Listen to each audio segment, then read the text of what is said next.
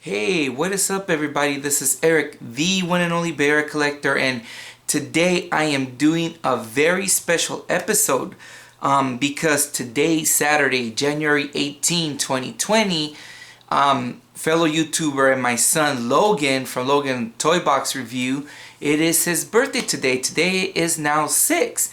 And the reason I'm doing this episode is because I am reviewing a movie that's one of my favorite movies of all time since I was a kid, but it made it more special because of my son's birthday, and that is 16 Candles, starring Molly Ringwald, Anthony Michael Hall, amongst John Cusack. His sister Joan Cusack is actually in the movie, I just found out, and a bunch of other actors. Now, one of the reasons why this movie is very special is because, like I mentioned, 6 years ago today, my son, my girlfriend was in labor and had my son. So it started way back. We're gonna rewind time. It started way back in Friday night, which was January 17th of 2014. We checked in what we call it the suites. Well, it was the hospital, because my girlfriend was already a week overdue from having my son, and they had a plan that if my son wasn't born the week prior, they were gonna induce labor. So we check in Friday night into the hospital. Now, mind you, it was very surprising because where we had our son, place, like, we call it the suite. Me and her have an inside joke. We call it the suite because, man, it had a little jacuzzi, had a nice bed, it had a TV. It looked like almost like a little studio apartment. But anyways, we checked in, and then we were kind of excited, nervous, a lot of emotions, and so we decided we all went to sleep then in the hospital. So when we woke up around 6 in the morning, there we were looking for something to watch on TV. We were watching some to see what was going on, and they were giving a big special on TBS. I remember this. They were giving a bunch of movies that were produced by John Hughes. We were watching Ferris Bueller's Day Off, The Breakfast Club, Pretty in Pink. I think Uncle Buck was playing, a bunch of them, including 16 Candles. So, during the whole day that my girlfriend was, trying to give birth, we were watching the movies. So, aside from feeling anxious and nervous and excited, watching these movies helped us calm down, because my girlfriend is also a huge fan of a lot of these movies. She doesn't quite like Ferris Bueller's Day Off, but I love that movie. That's actually another one of my favorites. But we were watching them, and so in typical fashion, TBS and channels like TNT, TBS, they always tend to repeat the programming. So fast forward to that evening, at around 7:48 p.m. During the time we were watching 16 Candles again, and my girlfriend was actually went into labor. And I kid you not, exactly 2 hours. My son was born on around on January 18th, 2014, at exactly 9:48, which was exactly 2 hours to the point when she started being in labor. So my son was born, and this was the last movie that we watched before we shut down everything, because she was getting ready to give birth. So this is why this movie is very special to me. And every year on my son's birthday, I always watch this movie. It's a tradition of mine. Not only because it's like an 80 typical one of the epiphany of the 80s movie, but because it also of this special event.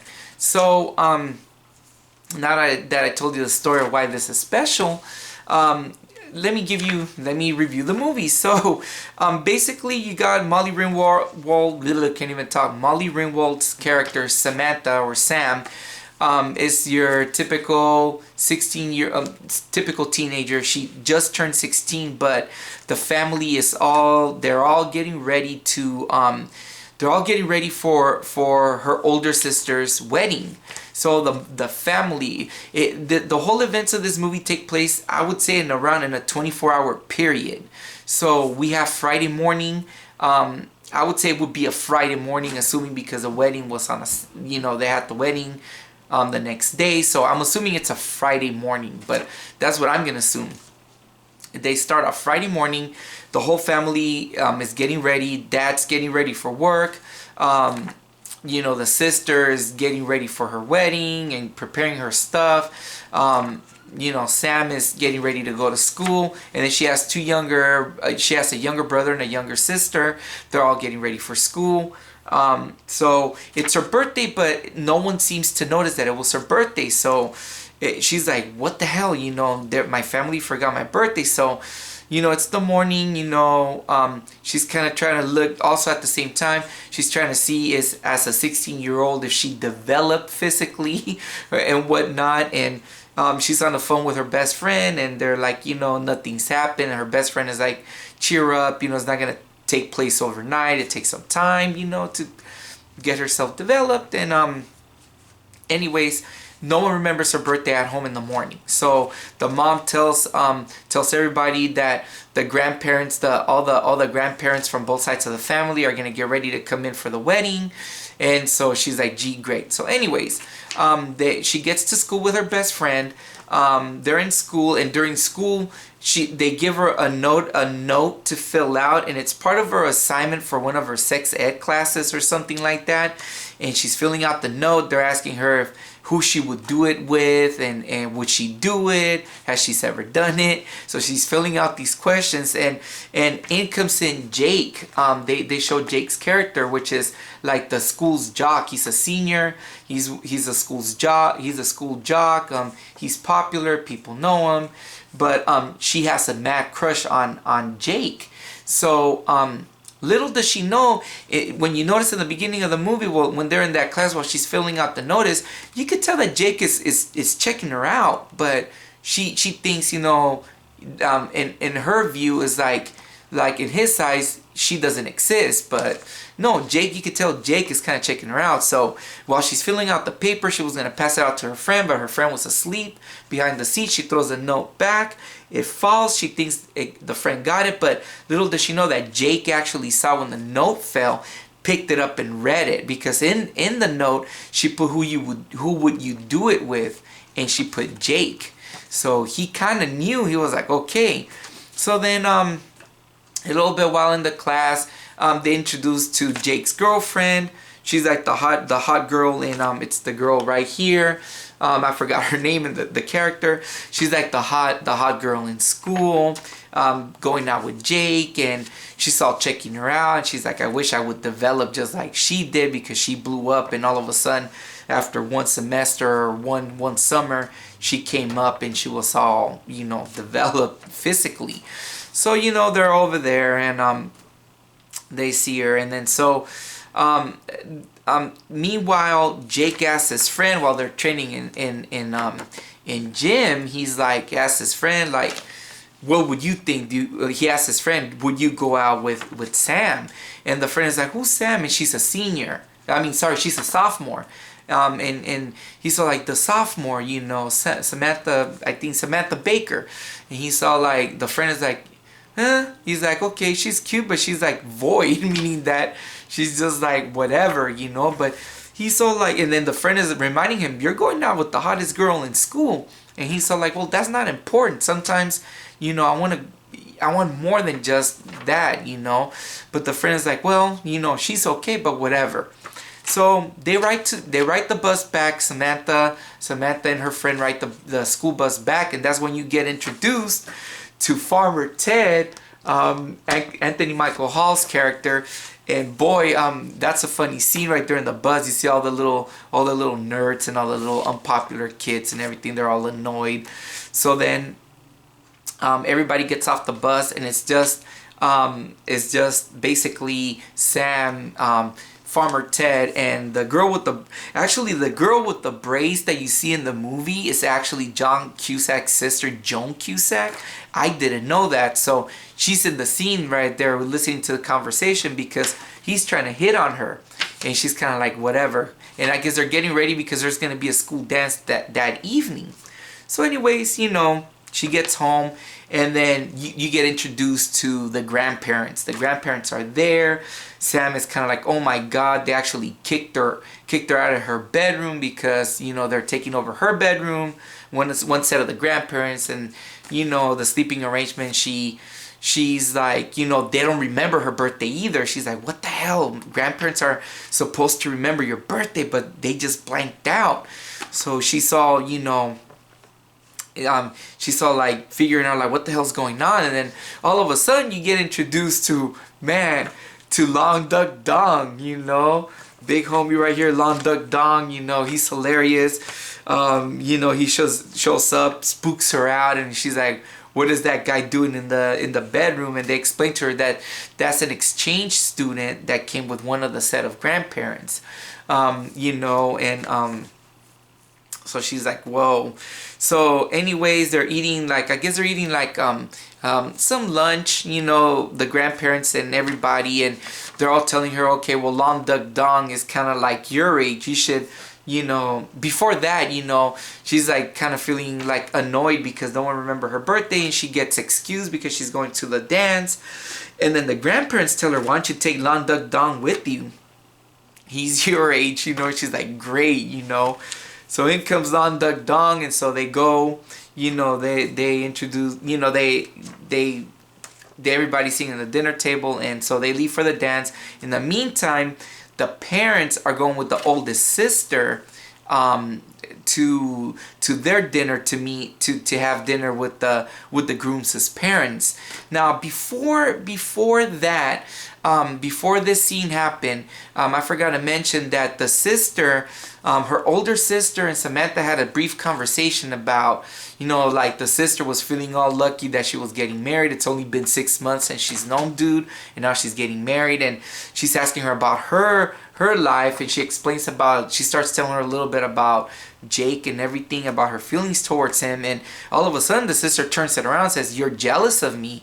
And she's like, what? Anyways, fast forward to that dinner with the parents.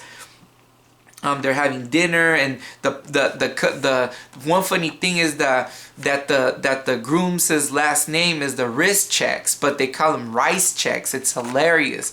They get confused with the name, but the family, they're kind of like a bunch of schmucks, like if you see those like used car salesmen that kind of try to swindle you, that's the vibe you get from the family, like, hey, yo, type of people. But anyways, they then after that scene they move into the dance. So Long Duck Dong all of a sudden gets hooked up with the girl right here. I guess she's like the gym girl or whatever. And so in the meantime, Sam is trying to, she's there with her friend and her friend's date, and she's trying to see Jake. Jake actually gives her signs, like says hi to her and all that, but then she gets shy and freaked out. So anyways, he's like, what gives? And they're dancing, he's dancing with his girlfriend though at the time. So anyways, in comes Farmer Ted, and he tries to make a fool out of her and everything, and she kind of gets upset, moves away. So during the dance, you get introduced to John Cusack and the rest of the nerds, and they give him a bet. They're like, I bet you won't get with her, you won't hook up and do it with her. And he's like, I bet you I will. They bet like a bunch of floppy disks, and so they're like, how are you gonna prove it? So they decided at the end, underpants, and they say, no, her underpants. So he's like, damn. Farmer Ted is like, okay, but whatever. So he's on a mission to do that. In the meantime, she's over there feeling kind of sad about the whole thing with Jake and all that. And so Jake in the meantime, he's kind of like, out of it. The girlfriend is like, what the hell's your problem? Jake kind of goes like, nothing. But the girlfriend kind of senses, hey, what's wrong, So then the girlfriend has a plan that they're going to go out to after the dance, they're going to have an after party at his place. He kind of gets annoyed because he kind of feels tired of all these after parties and all that, but still he goes along with it. So in the meantime, she tries to get away from Farmer Ted, and the whole dance. So she goes into the auto shop by herself, and this scene is important because this is where she kind of opens up to Farmer Ted. Farmer Ted finds her there alone, so they start talking. He tries to hook up with her, and she's all like, "What the hell's wrong with you?" You know. But then they start talking, and they kind of see eye to eye, and they're kind of cool. And then Farmer Ted kind of hints on her that Jake actually. Oh, before that happened, Jake had approached Farmer Ted about if he knew Sam, and he was like, "Yeah, I know her." And he's like, "Did she come in with you?" And he's like, "No." So he kind of starts asking about her to Farmer Ted, and so then fast forward back to the scene in the auto shop. So then after they're talking for a little bit, she reveals to Farmer Ted that it's her birthday, but no one notices, and he's cool with it. And then he reveals the secret that he's actually never did it with any girl, but his friends think he did, so he shared that secret with her. And so that's when, after a little bit of conversation, he tells Samantha that hey, Jake has been asking about you. So then she gets a little bit, like hyped up, like, "Are you for sure?" And she's like, yeah. So then at the end of the conversation, he tells her, "Hey, I made a bet with my friends. Floppy disks are expensive, and I said that I was gonna do it with you, but being that we're cool and all that, we're not gonna do that." And he's like, "Can you do me a favor? Can I borrow your underpants for a little bit?" So being excited about the whole Jake thing, she gives him his underpants. She gives him her underpants to him. So then everybody kind of like they start leaving to the after party. So in the meantime, Farmer Ted goes off and starts showing the underpants, to everybody, showing that, quote unquote, that's proof that he did something with her. And all the little nerds are like, "Oh my God, you're a legend, you're cool." And so anyways, they break off, they leave, and then Samantha tries to approach Jake during everybody leaving, where they're grabbing their coats and everything. And in fact, they leave for the after party. So everybody gets to the after party. Samantha decides to go home, so she goes home. Lon Duck Dong and the girl, they kind of like start driving around. He gets all crazy in Grandpa's Oldsmobile. They end up going to the after party. Farmer Ted and his homies, they end up going to the after party, and this after party is going all wacky and crazy, right? So then they kind of start going to the after party.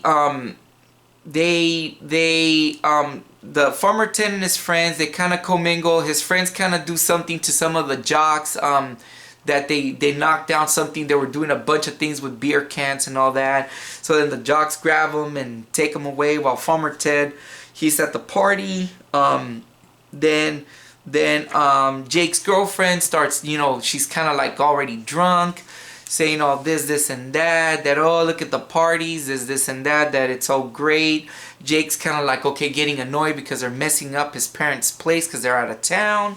And so eventually Jake is actually in his bedroom, and during the time that he's in his bedroom, he's trying to communicate, trying to call Samantha in the phone, right? In the meantime, the girlfriend is all drunk, but then when he calls the phone, the grandpas are actually sleeping in Sam's bedroom. So while he's calling, he's doing all these weird calls where the phone hangs up and everything, so the grandparents kind of blow him off. And then while Jake's girlfriend is all drunk, she kind of passes out a little bit in his door. He slams the door shut, grabs her hair. That's when the friends come in and cut her hair, because she's all trapped, all half drunk, all passed out and everything, because I guess her hair was caught in the door, so they cut it off. But moving back to Samantha, she's sleeping in the living room.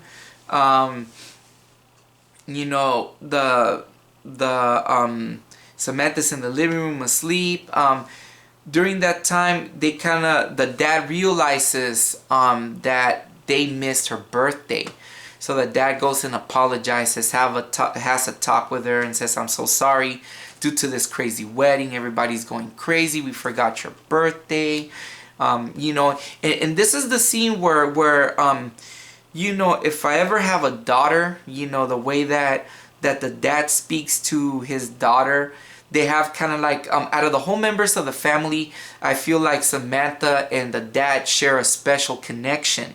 And I love that father-daughter connection. And that little scene, it's just a small scene, not a major one, where you know, they're kind of sharing the troubles, and then Sam comes clean and says, you know, I have a crush on this boy named Jake, but Jake doesn't notice me. And the dad says, well, he's a fool if he doesn't notice how a special girl you are. And the dad, you know, instead of a dad, normal dad will freak out. He's like, what the hell are you going, you know, doing? Typical dads will be like, what are you doing going out with a boy? He's understanding, and he's like, well, you know, make sure that he likes you for you, not because of anything else. And if that boy doesn't notice you, then he's not special.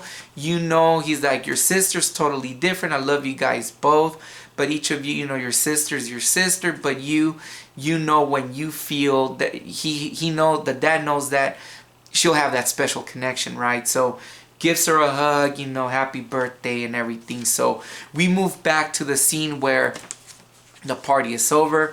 Jake is cleaning up. He's all, you know, pissed off out of the whole mess, and inside the whole mess, he finds Farmer Ted trapped inside one of the coffee tables. And so he comes in, and you know, this is another cool scene right here, because Farmer Ted and Jake, they kind of chop it up, you know, and Farmer Ted starts talking about Samantha, and Jake kind of comes clean about how he likes Samantha. Kind of gives him off that, not quite telling him in those words, but tells him. And so one of the cool scenes that I just noticed in this movie was, I'm gonna tell you straight up, Farmer Ted might have been a nerd, but Farmer Ted ain't no punk, because in one instance, Jake told him, okay, if the information you're telling me ain't true, you know, I can just kick your ass, you know, and this and that, right? But then Farmer Ted kind of stands up to Jake and tells him, well, you know what? The information I'm telling you is true. But if you start threatening me with all that, I could have people like that can come in and kick your ass. So he actually kind of stood up. That was a really cool part. All these years seeing this movie, I never quite noticed that part. But he actually stood up, which makes me feel like Farmer Ted ain't as nerdy as you think. He's kind of like balling out of that one. So I think that was pretty slick. And that's when Jake really started believing him about how Samantha feels about him. So anyways, he ends up telling Farmer Ted, hey, you know, go ahead and, you know, take the Rolls Royce, take my girl, you know, she's drunk as hell. He's like, do whatever you want with her. And over here, Farmer Ted's all like, what the hell, you know? And he's like, I don't even know how to drive, and I just take her. Just make sure you take her home safely. This and that or whatever. So then they put Jake's girlfriend in the car with Farmer Ted. And you know, so Farmer Ted pulls out, and this is where one of my favorite scenes comes out with Long Duck Don, and he goes like, oh, sexy girlfriend, and then he comes in and drops down on Jake. So I think that's like one of the funny scenes right there, right? And then it moves on to Farmer Ted driving the girlfriend in the Rolls Royce.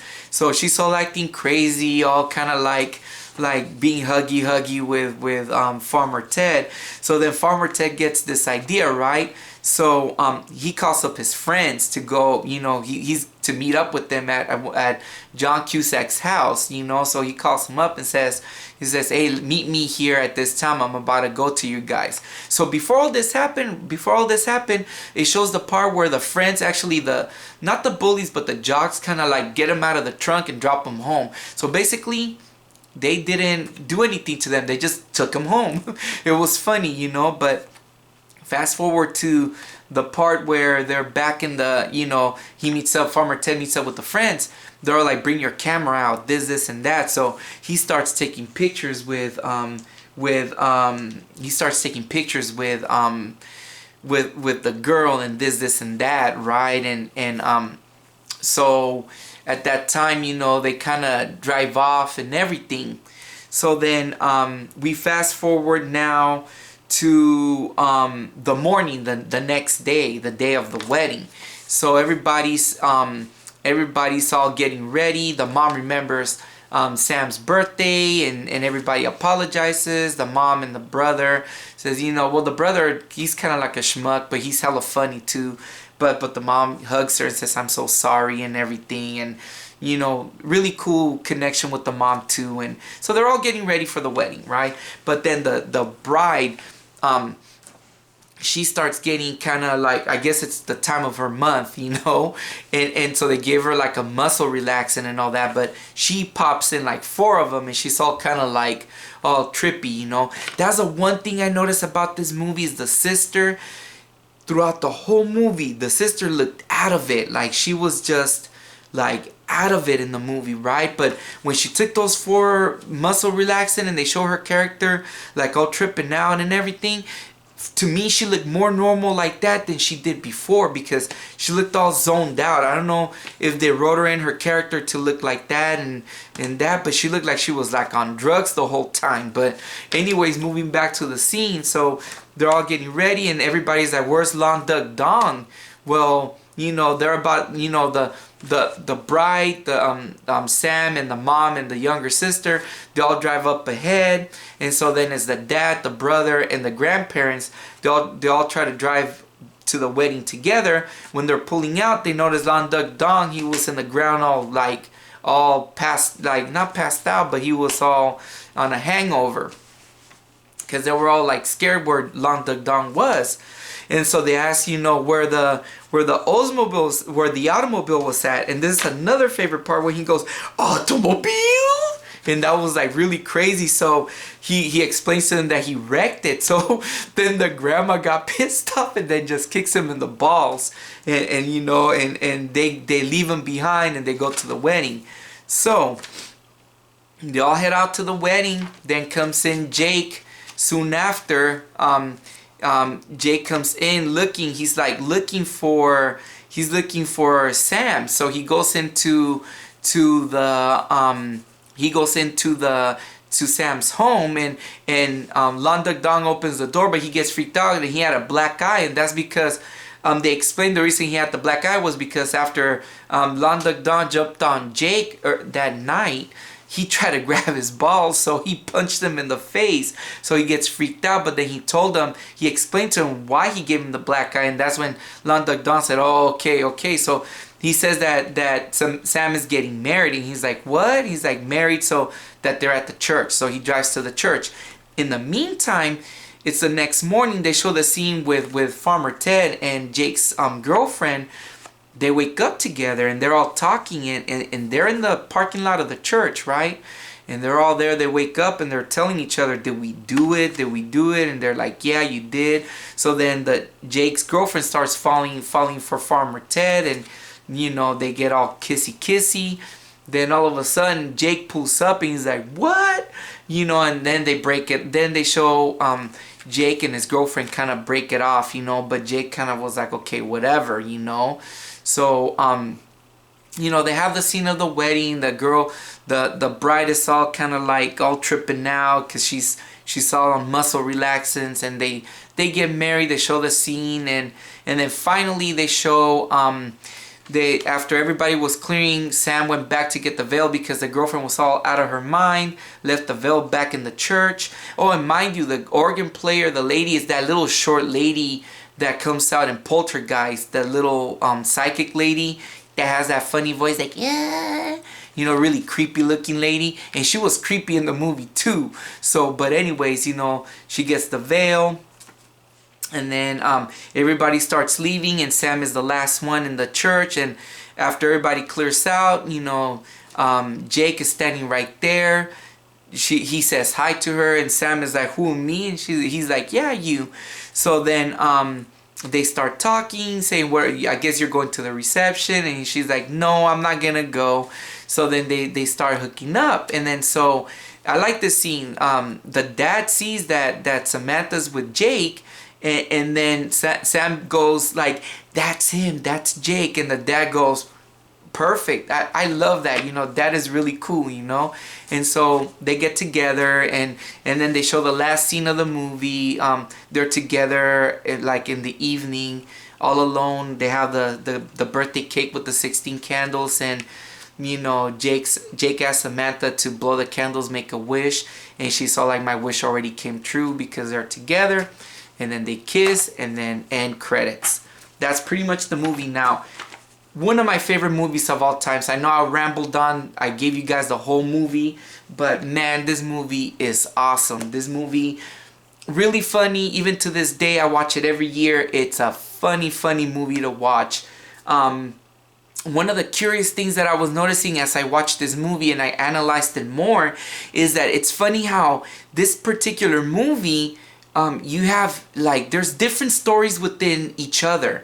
Like especially when the part of the when you get the dancing in the evening, it kind of veers off into different storylines. Like there's about like 2 or 3 stories in there. You got Long Duck Dong's story, you got the bride story, you got Samantha and Jake's story, you got Farmer Ted's story.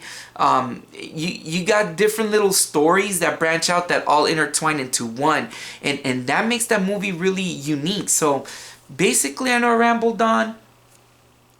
Great movie, you guys. You must watch it. Other great movies with it: Breakfast Club and Ferris Bueller's Day Off.